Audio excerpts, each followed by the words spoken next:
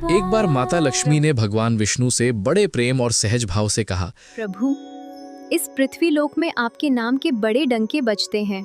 हर ओर आपकी पूजा होती है, बड़े बड़े मंदिर हैं और लाखों लोग स्वयं को आपका भक्त कहते हैं। भगवान विष्णु मंद मंद मुस्कुराए और बोले, लक्ष्मी, ये सत्य है, मेरे नाम का प्रभाव चारों दिशाओं में फैला हुआ है। तब लक्ष्मी जी ने हल्की मुस्कान के साथ बोली, प्रभु, डंके तो आपके नाम के बजते हैं, लेकिन मन से, कर्म से और आसक्ति से लोग जुड़े हुए मेरे साथ हैं। विष्णु जी ने कहा, नहीं लक्ष्मी, ऐसा नहीं हो सकता, सच्चे भक्त तो मेरे ही होते हैं। लक्ष्मी जी ने बड़े शांत भाव से कहा, तो आइए प्रभु, आज स्वयं चलकर देख लेते हैं।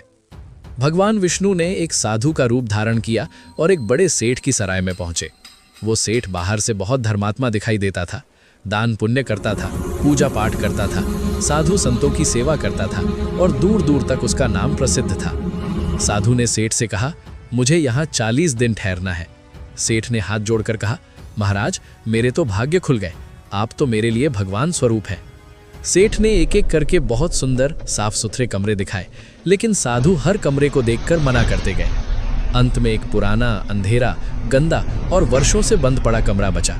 साधु ने कहा, मुझे यही कमरा चाहिए। सेठ हैरान रह गया, लेकिन वचन दे चुका था, इसलिए मान गया। कुछ दिन बीते। एक दिन एक साधारण सी स्त्री अपनी सहेलियों के साथ सराय में आई। वो और कोई नहीं, स्वयं माता लक्ष्मी थी। उन्होंने शरबत बनवाया, अपने झोले से सोने के गिलास निकाले, सबको शरबत पिलाया और पीने के बाद उन गिलासों को कूड़े में फेंक दिया। सेठ की आंखें खुली की खुली रह गईं। फिर लक्ष्मी जी बोली, मुझे इसी सराय में ठहरना है और मुझे वही बंद कमरा चाहिए। सेठ घबरा गया। वो साधु के पास गया और बोला, महाराज, कृपा करके कोई दूसरा कमरा ले लीजिए।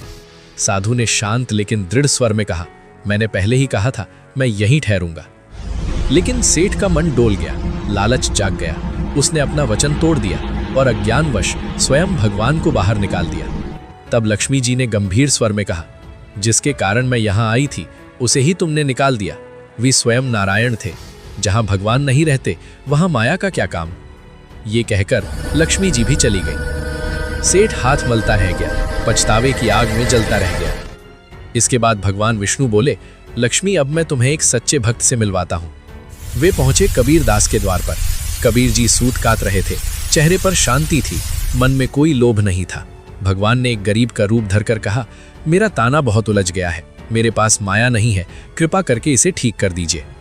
कबीर जी ने बिना किसी गणना के कहा, ठीक है, कल आकर ले जाना। थोड़ी देर बाद लक्ष्मी जी स्वयं धन वैभव लेकर आईं और बोली, मेरा काम पहले कर दो। कबीर जी ने शांत स्वर में कहा, नहीं, पहले